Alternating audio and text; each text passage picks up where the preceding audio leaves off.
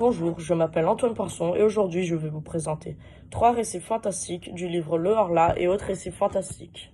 Ce livre réunit 33 récits fantastiques écrits par Guy de Maupassant. La majorité écrits entre 1882 et 1897. Le genre de ces livres sont la nouvelle fantastique et la psychologie. Ces 3 récits que je vais vous présenter aujourd'hui sont Sur l'eau, La chevelure et Le Horla version de 1887. Le premier récit que je vais vous raconter sera La chevelure. L'histoire commence quand le narrateur visite un asile. Un médecin lui présente un patient qui évoque le cas de folie érotique et macabre. Le médecin lui présente le journal de ce patient qui, dans ce journal, raconte qu'il avait acheté un meuble italien et que dans un tiroir, il trouve une chevelure et commence à ressentir un sentiment d'amour pour celle-ci. Il devient complètement obsédé et commence même à imaginer la belle dame qui serait au-dessous de cette chevelure. Il était tellement amoureux de celle-ci qu'il pensait qu'il la possédait. Il sortait avec elle un jour, mais on lui prit pour un fou et on l'a enfermé dans cet asile.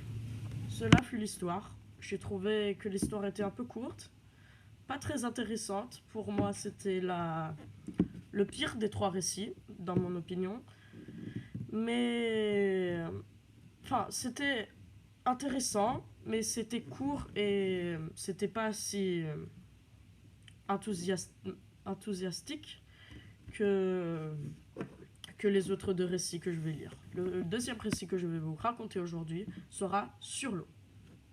L'histoire commence quand un marin naviguait avec son canoë dans le Seine. Soudainement, il se voit coincé dans quelque chose au milieu de la rivière. Il essaye de voir ce que c'était et de dégager son bateau, mais il n'y arrive pas. À cause du brouillard, il commence à être terrifié et à avoir beaucoup de peur. Il croit qu'un danger va survenir d'un instant à l'autre et ça le tourmente psychologiquement. Au point qu'il éprouve une très grande peur et il essaye de crier à l'aide, mais il n'y arrive pas. Alors, il va dormir et boire et le lendemain, le brouillard s'est arrêté et il voit 2 pêcheurs. Il demande l'aide aux 2 pêcheurs et ils arrivent à dégager le bateau. Et quand ils découvrirent ce que c'était qui était en train d'immobiliser le bateau, ils ont découvert que c'était le corps d'une vieille dame. Dans mon avis, comme le récit précédent, l'histoire était un peu courte. Mais dans ce cas, elle était très intéressante.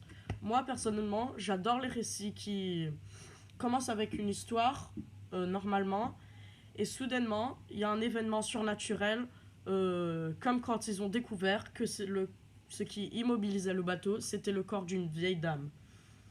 Ça m'a vraiment surpris, mais j'adore les histoires comme ça, et cette histoire n'a pas eu une exception. Le troisième et dernier récit que je vais vous raconter aujourd'hui sera Le Horla, version de 1887.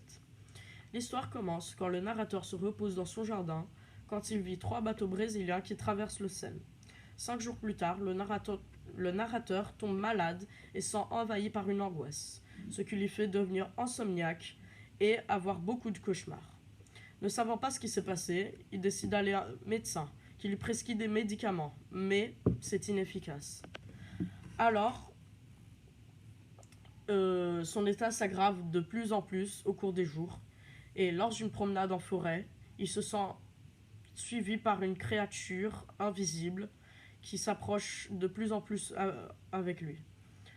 Alors, il décide d'aller au Mont-Saint-Michel faire une visite pour voir si son état va s'être amélioré après son retour. Et à son retour, son état a vraiment amélioré. Mais après des jours, son état s'empire et les cauchemars reviennent. Il décide alors d'aller à Paris pour se balader, aller au théâtre et voir si son état s'améliore. Finalement, il se dit qu'il devrait être un peu fou à cause de la solitude et que c'était pas une créature invisible qui le tourmentait. Après un incident avec sa sœur, il commence vraiment à croire au surnaturel et à la créature invisible. Un jour, il voit une magazine scientifique qui dit qu'il y a une épidémie au Brésil qui touche les habitants qui ont des hallucinations qui se ressemblent à celles du narrateur. Il se rappelle alors du bateau brésilien qu'il a vu au début de l'histoire. Et c'est à ce moment que l'être invisible reçoit un nom, le Horla. Son but est alors de tuer le Horla. Pour ça, il a eu l'idée de brûler sa maison avec le Horla dedans. Bien sûr que ça n'a pas marché, et l'unique chose à faire qu'il lui a fait, c'est se tuer.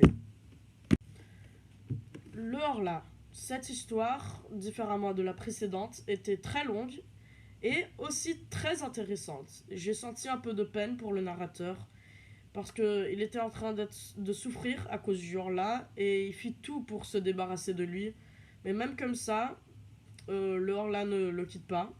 Alors l'unique solution que le narrateur trouva fut de se suicider.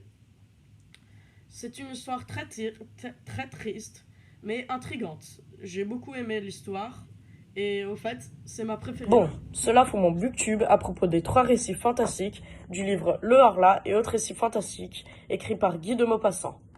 J'espère que je fus clair et que vous avez bien aimé, et à la prochaine!